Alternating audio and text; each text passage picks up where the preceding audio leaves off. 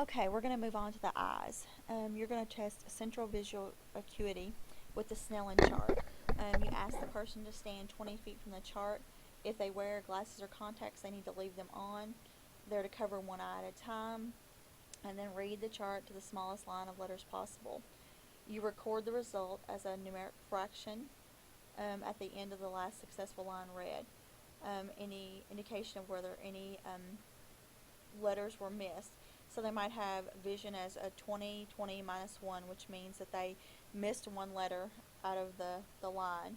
Normal visual acuity is 20/20, with the top number indicating the distance the person is from the chart, and the denominator indicating the distance at which the normal eye can read a particular line.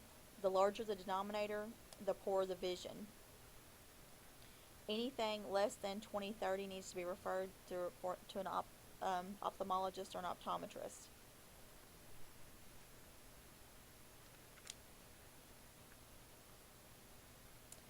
For people greater than 40 years of age or those who report increasing difficulty reading, you need to also test the near vision with a Rosenbaum card.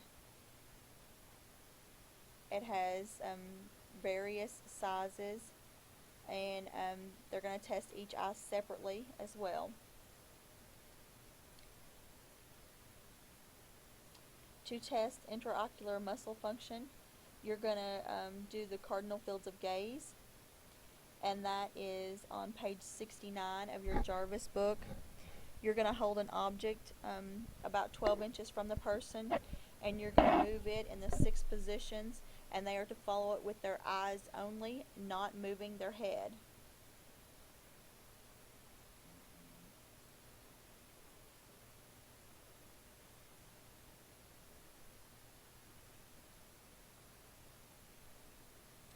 You're also going to look at the person's ability to move around the room and avoiding obstacles and responding to your directions.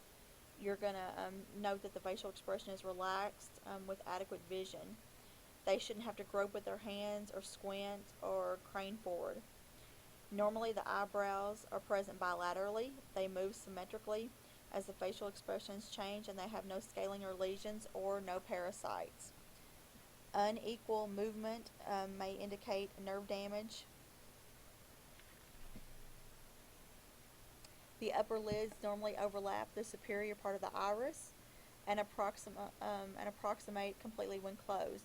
The skin should be intact without redness or swelling, any discharge or lesions. The eyelashes should be evenly distributed along the outer margins and curve outward. The eyeballs are aligned normally with no protrusions or sunken appearances.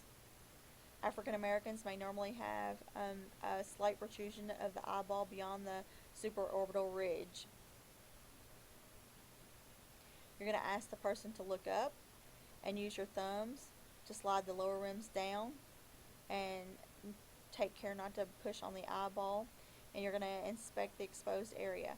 The eyeball should look moist and glossy. There are numerous small blood vessels that show up through the conjunctiva.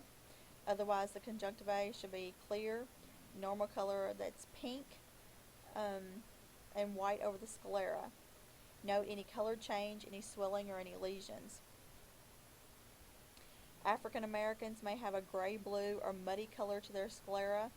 Dark-skinned people also have a small brown macules like freckles on the sclera. Don't confuse these with any foreign bodies or any petechiae. African Americans may also have yellowish fatty deposits beneath the lids away from the cornea. Also, you're going to inspect the anterior eyeball structures, the cornea and the lens. You know what? No, just skip that part. You don't have to worry about the cornea and the lens. You need to look at the iris. It should have a round, regular shape and have an even coloration. The pupils should appear round, regular, and of equal size. In most adults, the resting size is from 3 to 5 millimeters.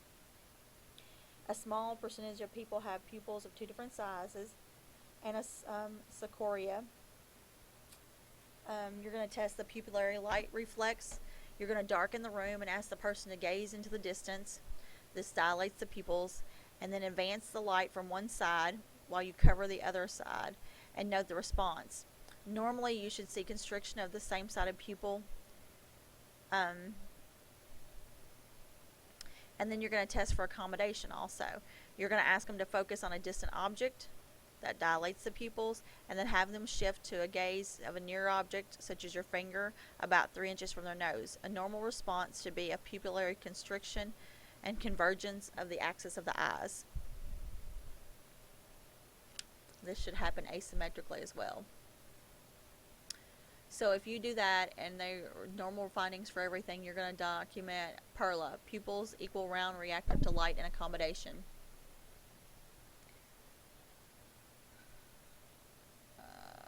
No, you're not going to do that. The optic disc, the retinal vessels, you're not going to do that. You have to remember with newborns, you have to test light perception by the blink reflex. They blink in response to bright lights. The pupillary light reflex shows the pupils constrict in response to light. You're going to test for strabismus, which is a squint or a cross-eyedness. It's important screening early in childhood.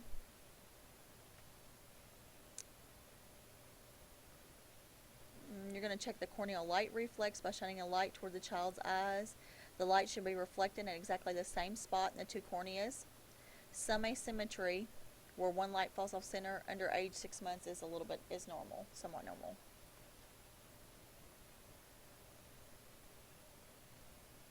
Some infants have an epicanthal fold, which is an excess skin fold extending over the inner corner of the eye, partially or totally overlapping the inner canthus.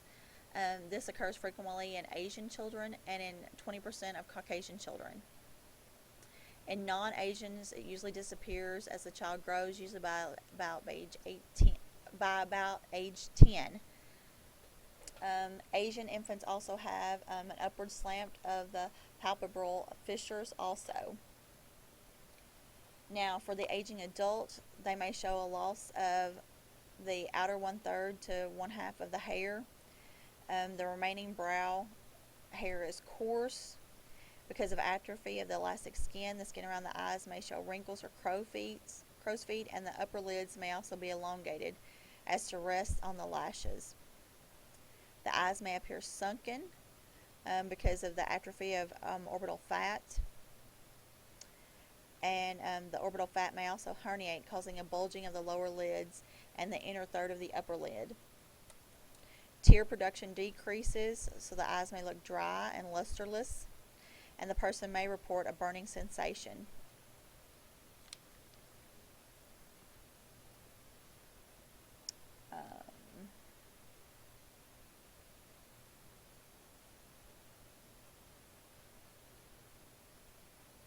Xanthelasma, they're soft raised yellow plaques that occur on the lids of the inner canthus, commonly around the 5th decade of life, more frequent in women.